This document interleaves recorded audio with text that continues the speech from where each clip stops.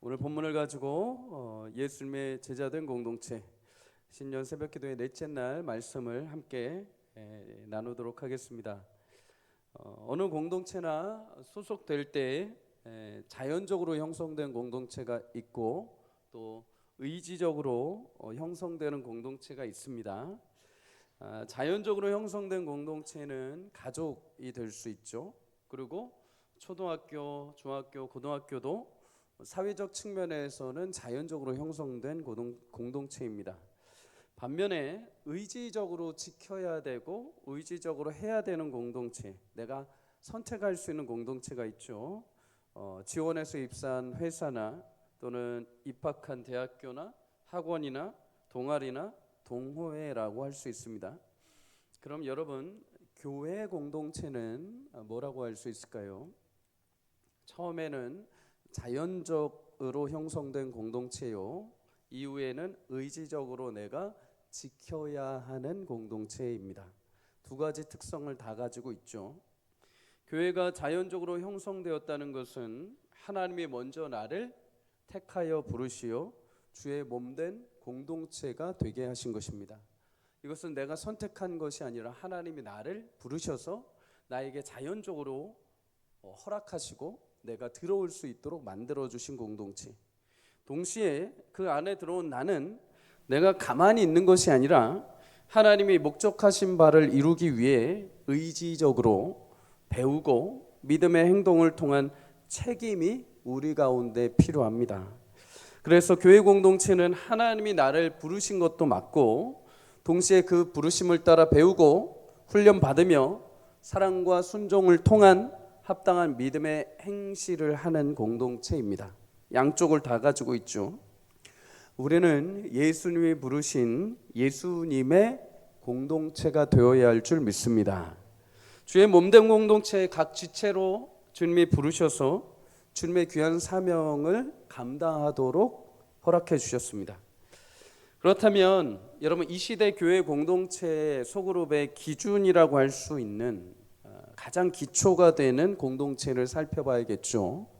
신약의 예수님이 부르셨던 제자 공동체를 살펴보는 것이 우리에게 유익이 될 것입니다.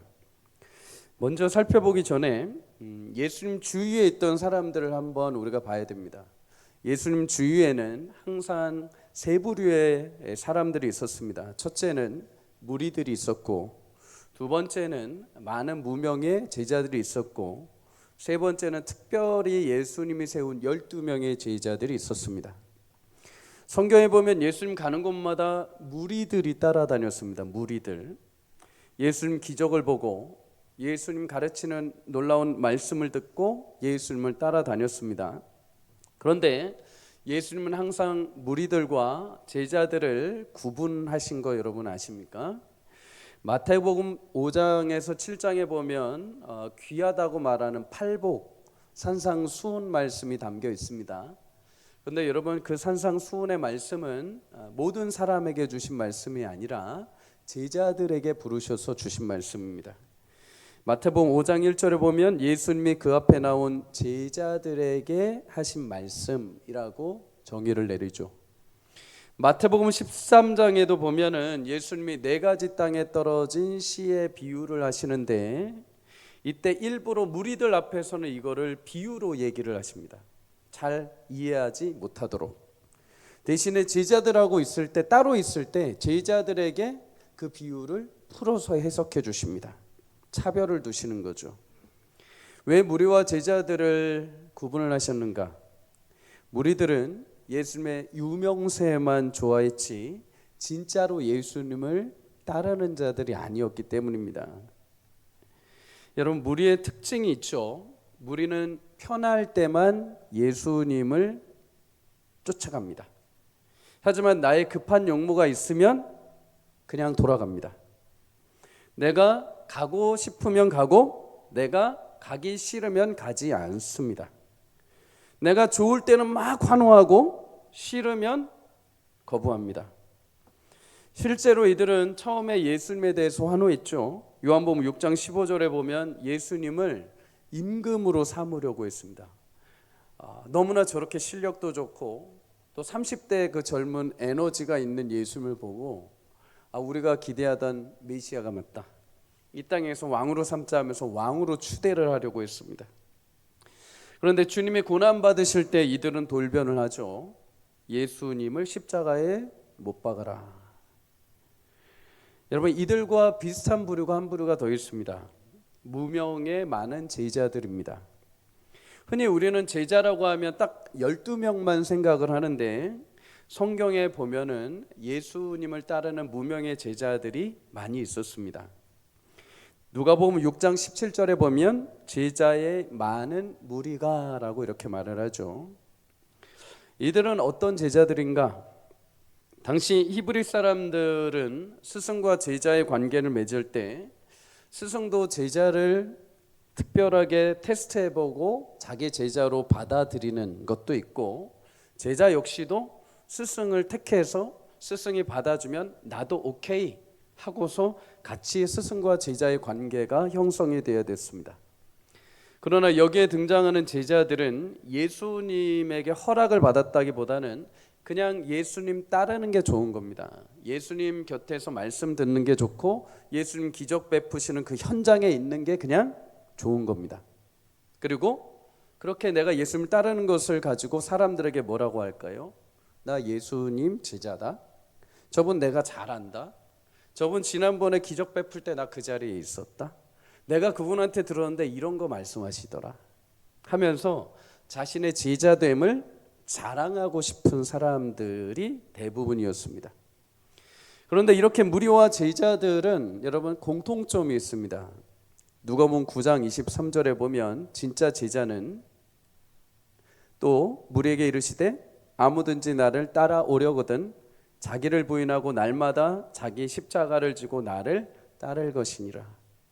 진정한 제자는 자기를 부인하고 자기 십자가를 지고 예수님을 따르는 자들이죠. 그런데 무리와 유명세를 좋아하는 이 제자들은 자기를 부인하지 않습니다. 자기 십자가를 지지 않습니다. 예수님을 위해서 자신의 세상적으로 좋아하는 것들을 포기하거나 희생하지 않습니다. 그리고 처음에는 예수님을 따랐을지 모르지만 끝에는 예수님을 배반하고 떠나버립니다. 요한복음 6장에 보면 예수님의 물고기 2마리와 떡 5개로 5,000명의 사람들 무리들을 먹이십니다.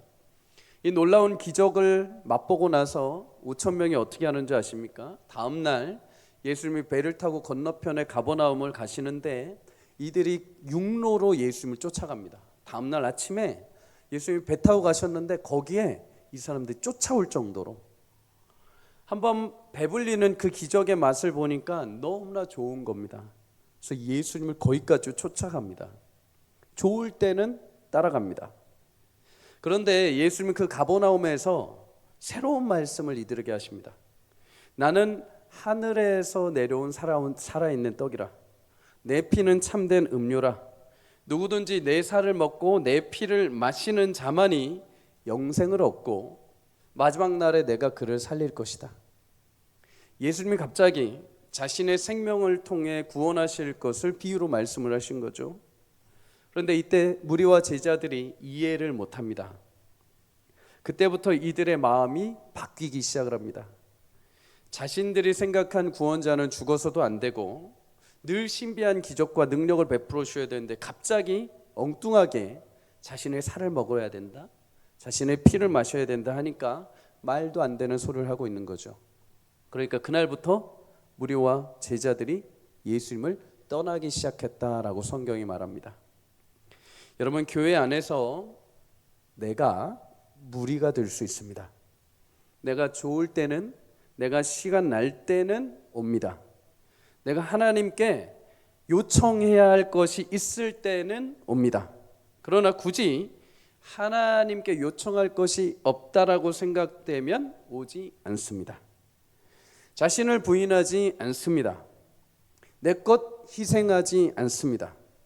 그냥 하나님을 소비만 합니다. 필요할 때마다 와서 구입해서 사용하고 필요 없으면 사용하지 않습니다.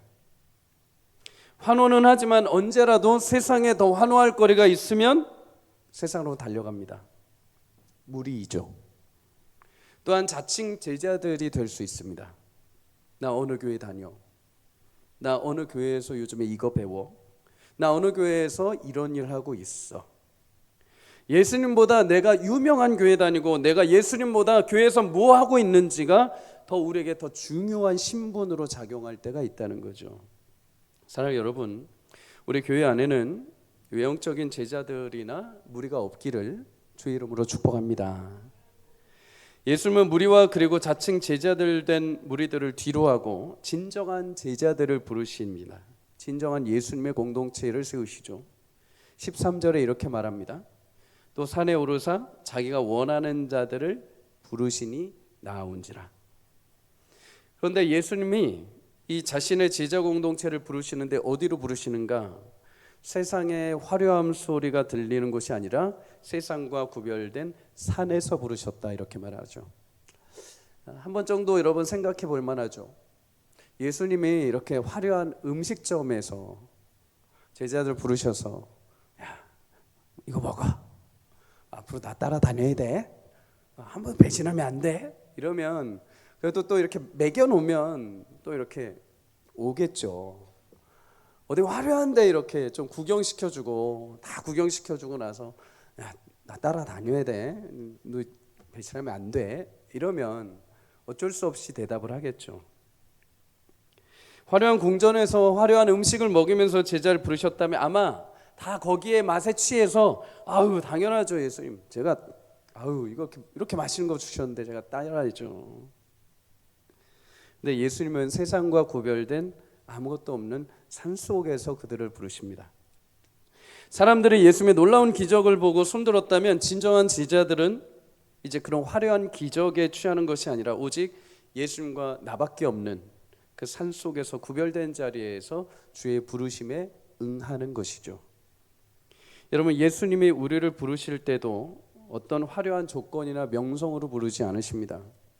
때로는 거친 들에서 허벌판에서 내가 아무것도 없는 현실에서 예수님이 우리 가운데 찾아오십니다. 얘야, 네가 그 현실 속에서도 나를 따를 수 있겠느냐. 그런 의미에서 다윗은 참 귀한 믿음을 가진 사람이었던 것 같습니다. 그의 시편의 노래를 한번 쑥 보면은 화려한 궁전에서 노래한 것보다 외로이 있는 광야에서 탄식과 눈물과 외로움과 아픔의 현장에서 하나님을 찬양하고 하나님 붙들겠노라 고백한 시가 거의 대부분입니다. 여러분, 우리 인생도 화려한 도시, 명예가 있는 자리가 아니라 황량한 빈들, 골짜기라 하더라도 주님 함께 하시고 부르신다면 주님 제가 함께 하겠습니다. 그럼 믿음의 고백이 우리 가운데 일어나기를 주의 이름으로 축복합니다. 예수님이 제자들을 부르십니다. 이때 제자들이 그 부름에 여러분 어떻게 합니까? 나아온지라 이렇게 말합니다. 나왔다. 예수님이 부르셨는데 전 싫어요 하고 가버렸다면 끝났죠. 근데 예수님 부르셨는데 자신들이 나왔다. 스승의 부름에 제자로서 온전히 답을 한 것이죠. 이제 스승과 제자로서의 관계가 본격적으로 형성이 된 것입니다. 제자와 스승으로서의 관계가 형성되었다는 것은 이제 함께 먹고 생활하면서 예수님의 모든 것을 배우는 사람이 되겠다라는 것입니다. 다시 말해 제자라는 것은 내가 스승과 같은 존재가 되고 그분이 하는 일을 하기 위해서 내가 그분과 함께 있기로 작정한 것입니다. 그래서 여기 제자들이 주님의 부르심에 나왔다는 것은 내가 이제 예수님을 따르고 같이 있을 것이고 예수님처럼 되는 법을 배우고 내가 예수님 그대로 실행하겠습니다 라고 고백한 것과 같습니다. 처음에 여러분 부르심은 어떻게 시작됩니까? 자연적인 부르심이었죠.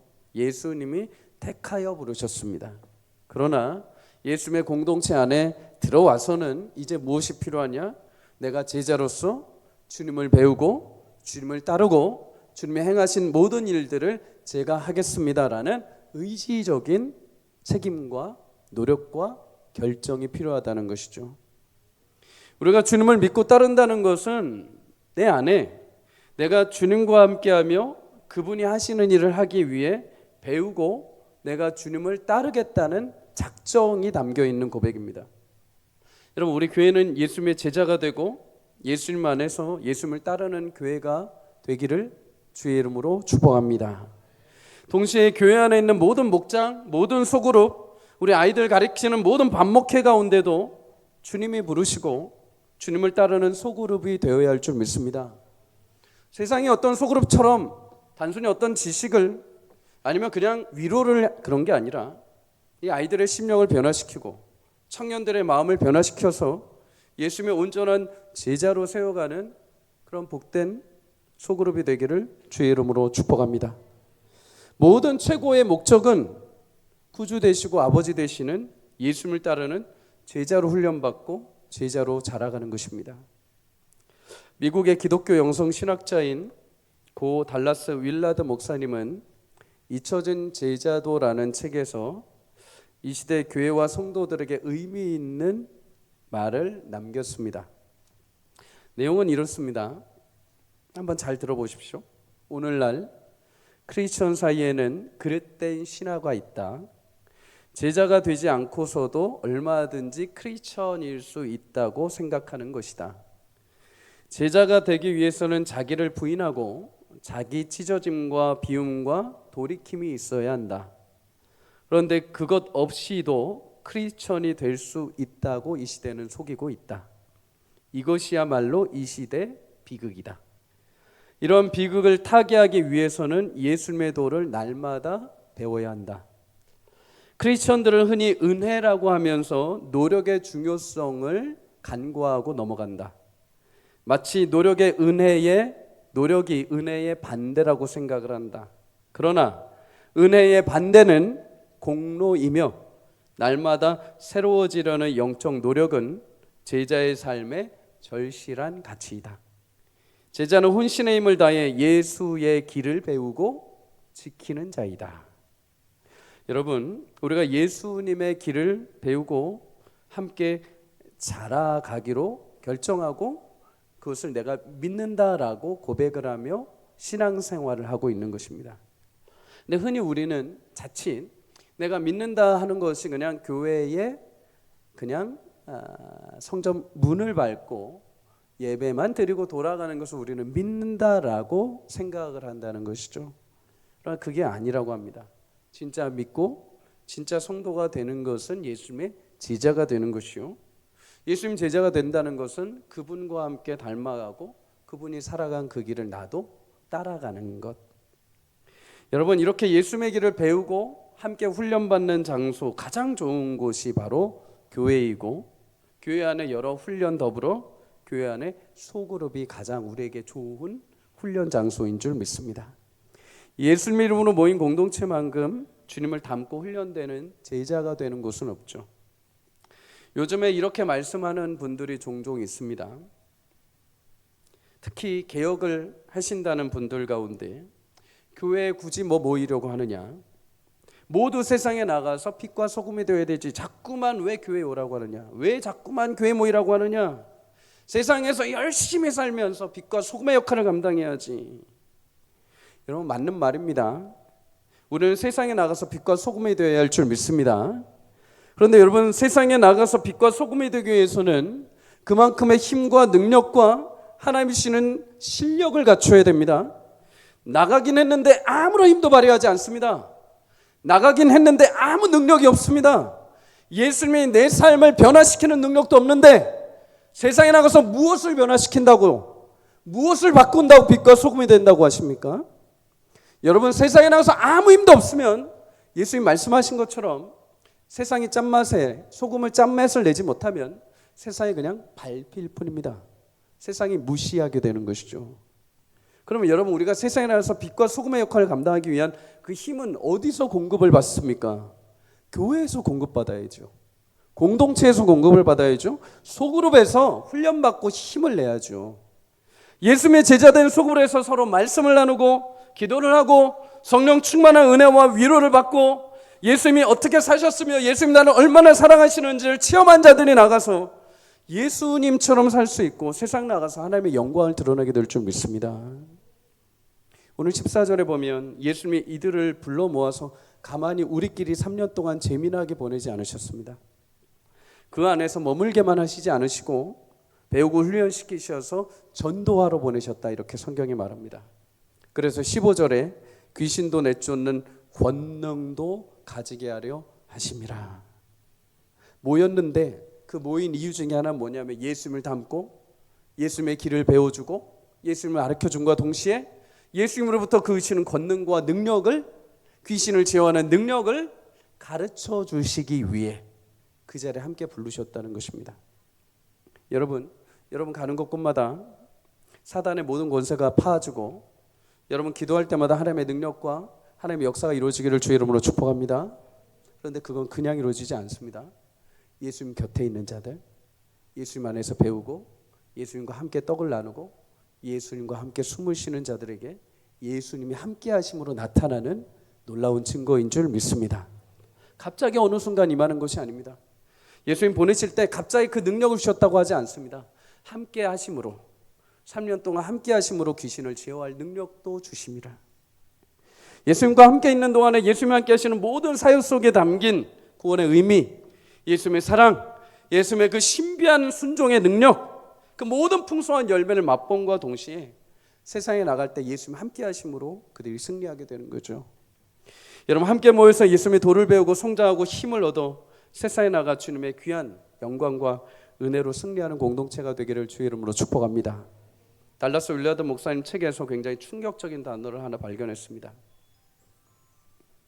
깨어나십시오. 뱀파이어 크리스천이 있다는 겁니다. 뱀파이어가 뭔지 아십니까? 영화에 있죠. 영화.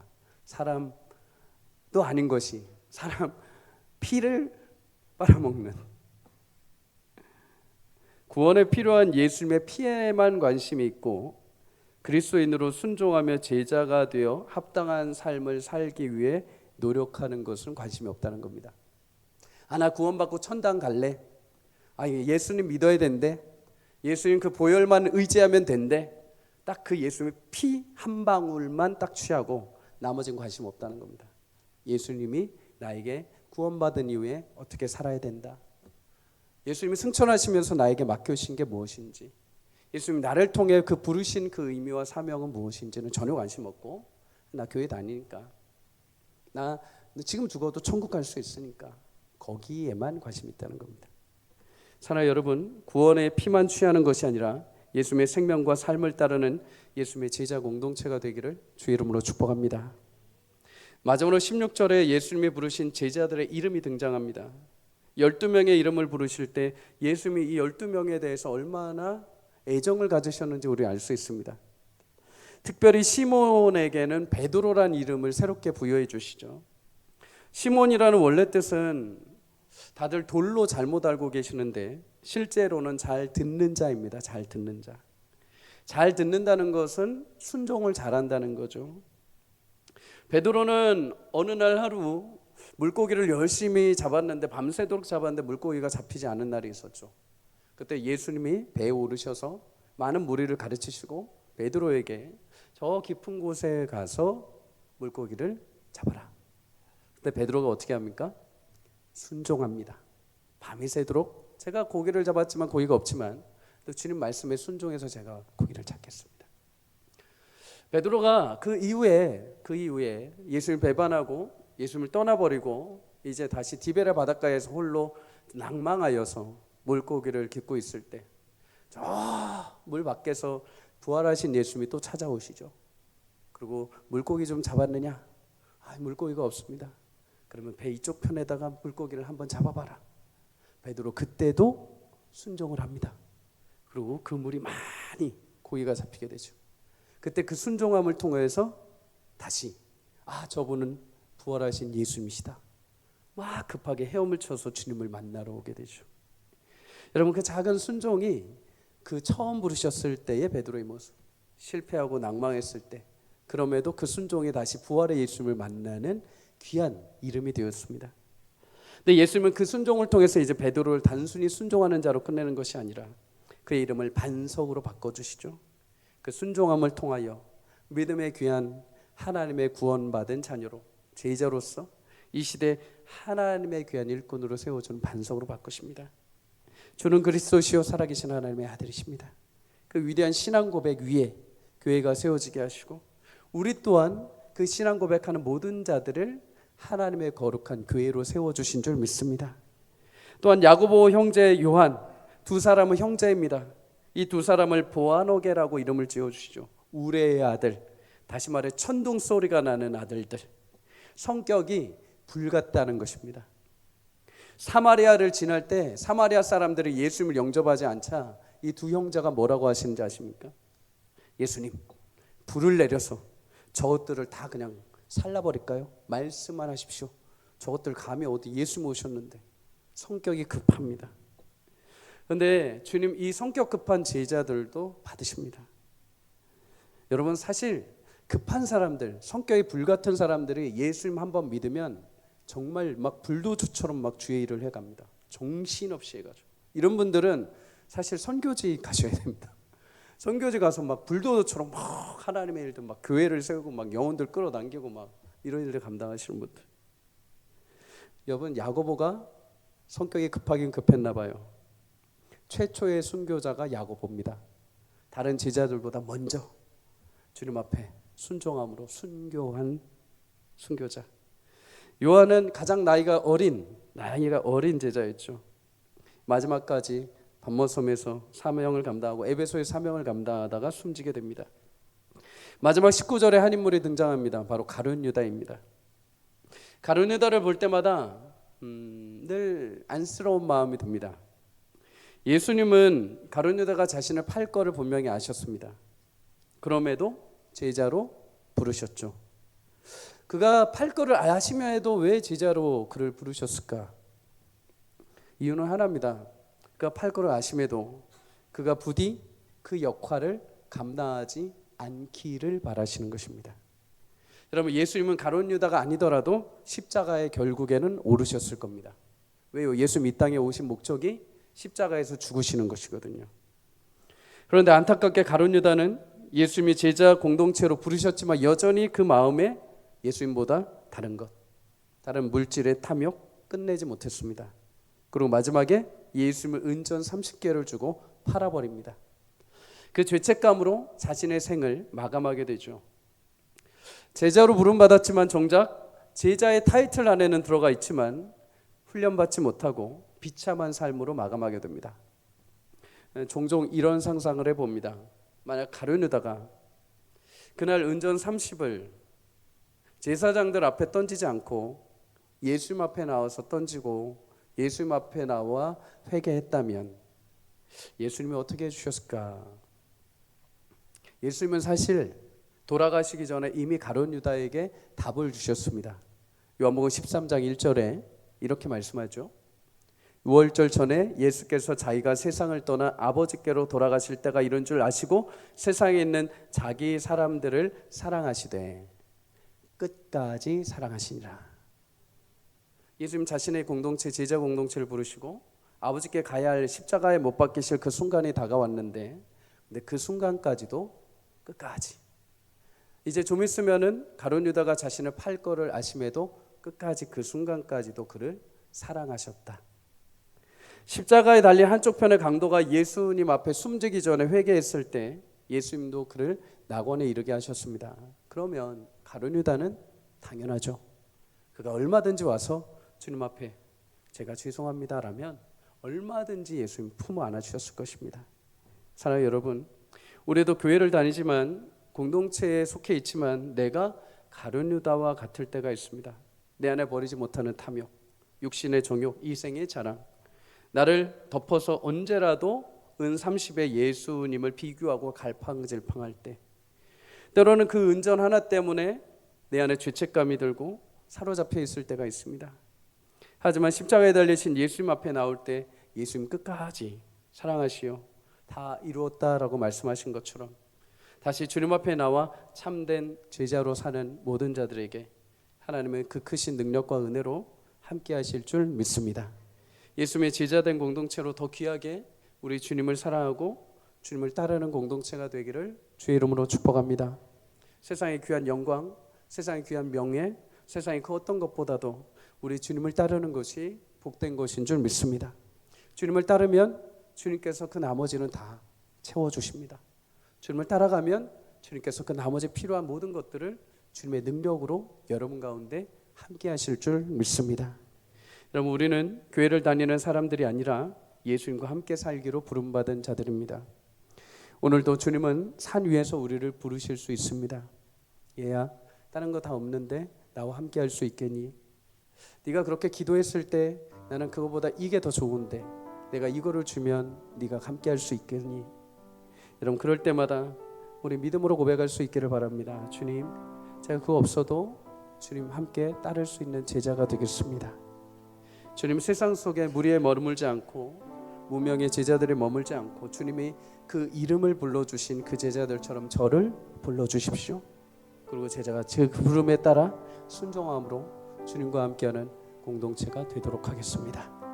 여러분, 그런 믿음의 공동체가 되는 한 해가 되기를 주의 이름으로 축복합니다.